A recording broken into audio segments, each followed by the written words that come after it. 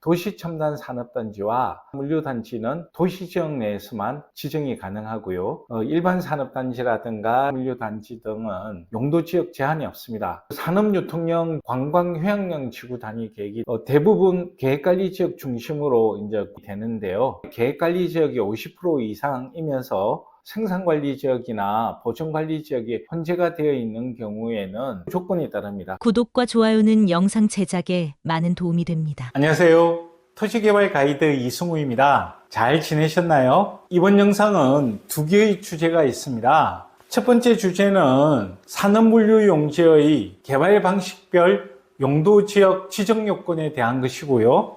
두 번째 주제는 관광용지의 개발 방식에 대한 용도지역 지정 요건에 대한 소개가 되겠습니다. 이 영상을 보시고 산업물류용지나 관광용지에 대한 개발을 검토하실 때 많은 도움이 되었으면 좋겠습니다. 첫 번째 주제는 산업물류용지의 개발 방식별 용도지역 지정 요건에 대해서 소개하겠습니다. 산업단지와 물류단지 개발 사업은 아래 표에 보시는 바와 같이 도시첨단 산업단지와 도시첨단 물류단지는 도시지역 내에서만 지정이 가능하고요. 일반 산업단지라든가 일반 물류단지 등은 용도지역 제한이 없습니다. 일반 산업단지와 일반 물류단지가 많은 비중을 차지하기 때문에 용도지역에 대해서는 크게 염려할 필요가 없을 것 같습니다. 이 보존용도지역은 인허가 진행 시에 산지 전형이나 환경영향평가 등에서 보전 의견이 나올 가능성이 높습니다. 이 점 참고하시면 좋을 듯 하고요.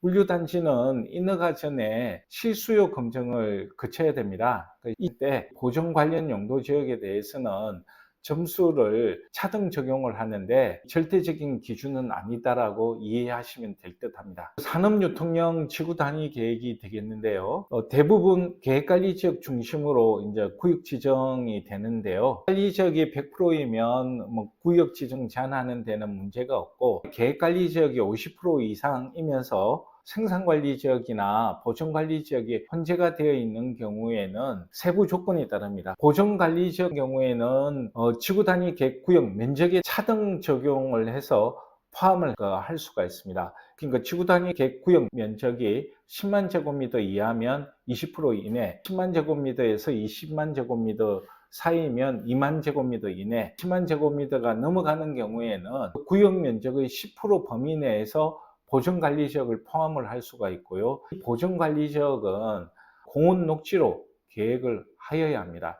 산업유통개발진흥지구로 지정이 되어 있어야지만 농림지역에서 지정이 가능하고요. 산업유통개발진흥지구 경우에는 민간이 제한할 수 있는 유일한 용도지구입니다. 10,000제곱미터에서 30,000제곱미터 사이의 면적 제한이 있다는 점 염두에 두시고요.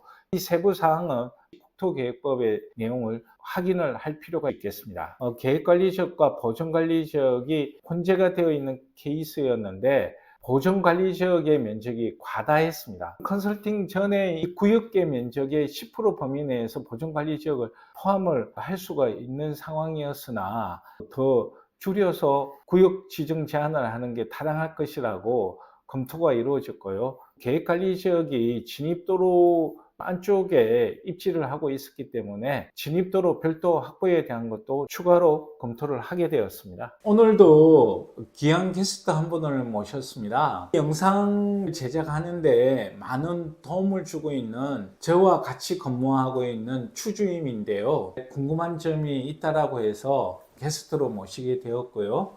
추주임 인사 부탁드립니다. 네, 안녕하세요. 저는 도시계획을 전공한 추주임이라고 합니다. 반갑습니다. 첫 번째 케이스에 대해서 질문이 있으시다고요? 보전관리지역에 대한 면적을 더 확보할 수는 없었는지가 궁금합니다. 구역계 20만 제곱미터 이상이면 10% 범위 내에서 보존관리지역을 포함을 할 수가 있거든요. 구역계의 정량화, 지역 여건을 고려해서 구역계를 축소를 하였다라고 이야기를 할 수가 있을 것 같아요. 두 번째 케이스인데요. 계획관리지역과 농림지역이 혼재가 되어 있는 상황이었습니다. 개발 여건이 양호한 농림지역을 중심으로 해서 면적을 3만 제곱미터 이하로 대폭 축소를 했습니다. 농림지역에는 산업유통개발진흥지구 지정 제한을 하는 걸로 검토를 하였고요. 계획관리지역과 산업유통 개발진흥지구로 제한하는 농림지역을 묶어서 산업유통형 지구 단위 계획으로 제한하도록 검토를 했습니다. 앞에서 보전관리지역은 공원녹지로 계획한다고 하셨는데 농림지역은 무엇으로 계획이 되는지 궁금합니다. 계획관리지역과 묶어서 지구 단위 계획을 수립을 하기 때문에 계획관리지역에 준하는 개발 용도로 이해를 하시면 될 것 같아요. 관광용지의 대표적인 개발 방식인 관광휴양형 지구 단위 계획이 되겠습니다. 산업유통형 지구 단위 계획과 마찬가지로 최소 지정 면적은 3만 제곱미터 이상이면 되겠는데요. 계획관리지역이 100%이면 문제는 없다라고 보시면 될 듯 하고요. 계획관리지역이 50% 이상이면서 생산관리지역과 보전관리지역이 혼재된 경우도 구역 지정 제한이 가능합니다. 단서 조항이 보존관리지역에 대한 포함 면적이 이 지구 단위 계획 구역 면적에 따라서 차등 적용을 받는다라는 부분이 있고, 보존관리지역은 공원과 녹지로 계획을 하여야 합니다. 농림지역도 지정이 가능한데요.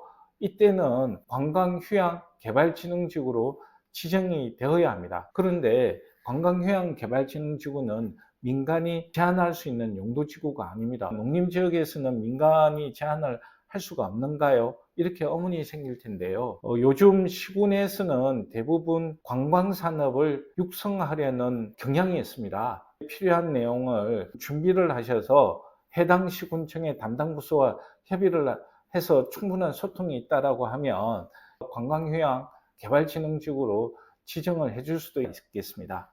관광용지 첫 번째 케이스가 되겠습니다. 이 농림지역에 수목원이 기조성이 되어 있는 대상지였습니다. 사업 시행자가 여기에다가 숙박시설과 관광휴게시설을 추가로 개발하고 싶다고 검토 의뢰가 들어왔는데요. 숙박시설과 관광휴게시설은 계획관리지역으로 변경을 검토를 하였고, 대상지 전체는 농림지역이기 때문에 관광휴양 개발진흥지구로 지정 제한을 검토를 하였습니다.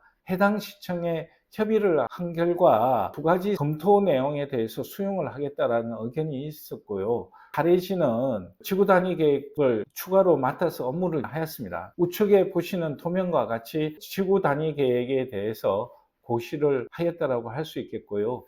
당시에 그 지구 단위 계획을 수립하면서 이 용도 지역 변경에 대해서 많은 협의와 의견 조정이 있었습니다. 관광휴양 개발진흥지구를 숙박시설과 관광휴게시설로 사용 예정인 계획관리지역만 지정하면 안 됐었는지 궁금합니다. 왜 굳이 농림지역에도 그 관광휴양 개발진흥지구를 지정했냐에 대한 의문이라는 거죠. 네. 관광휴양용 지구 단위 계획을 소개할 때 농림지역 경우에는 관광휴양 그 개발진흥지구로 지정이 되어 있어야지만 지구 단위 계획에 제한을 할 수 있다라고 한 내용이 있습니다. 의뢰자도 대상지 전체를 지구 단위 계획 구역으로 지정을 하고 싶어 했고, 관광휴양 개발진흥지구 전체를 묶어서 해당 시청에 이제 제한을 한 결과 그 제한을 수용을 해서 추진을 하게 되었다라고 할 수 있을 것 같아요.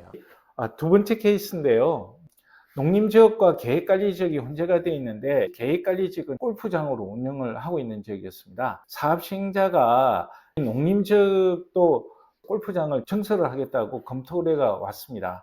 골프장 경우에는 농림지역에서는 개발할 수가 없고 계획관리지역으로 변경을 필요하다라는 게 검토 사항이었고, 골프장 경우에는 관광휴양용 지구 단위 계획이 수립되어 있었기 때문에 지구 단위 계획을 변경을 검토가 있었습니다. 용도 지역을 변경할 때 기부 체납과 같은 대가가 따로 있는지 궁금합니다. 아주 좋은 질문입니다. 지구 단위 계획 수립 지침에 보면 도시 지역의 지구 단위 계획을 수립할 때 그 용도 지역 상향에 대한 이제 반대급부로 기부 체납을 해야 되는데, 비도시 지역에서 지구 단위 계획을 수립을 하게 되면 지침에서 이 기부 체납에 대한 근거라든가 계산식이 없어요. 다만 해당 그 시군청에서는 비도시 지역이라도 용도 지역이 상향이 되면 땅의 가치도 높아질 것이고 사업자가 이익을 창출을 할 수가 있기 때문에 그 반대급부로 기부 체납이 아닌 공공기여 성격으로 현물을 받는다든가, 골프장 같은 경우에는 지역 주민들에 한해서 그린피를 할인해 준다든가 다양한 공공기여에 대한 것을 해당 시군청에서 요구를 합니다. 사업 시행자와 협의를 통해서 공공기여를 하는 것이 일반적이라고 이해를 하시면 될 것 같아요. 저의 질문은 여기까지고 궁금한 점을 알려주셔서 감사합니다. 궁금한 게 있으면 초대를 해서 이런 시간을 갖도록 할게요. 감사합니다. 네, 감사합니다. 오늘 영상은 여기까지고요. 다음 시간에 뵙겠습니다.